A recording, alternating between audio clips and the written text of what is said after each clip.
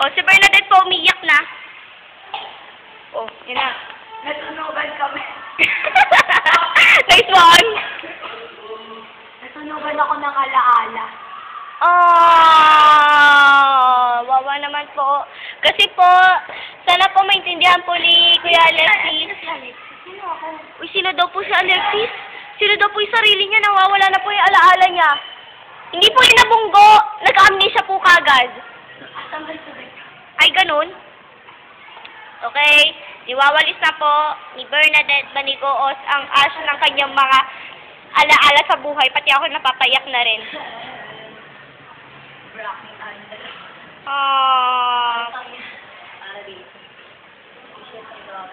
Shocker, sa dami daw pong, ash. Lagyan natin ng plastic. O, lagay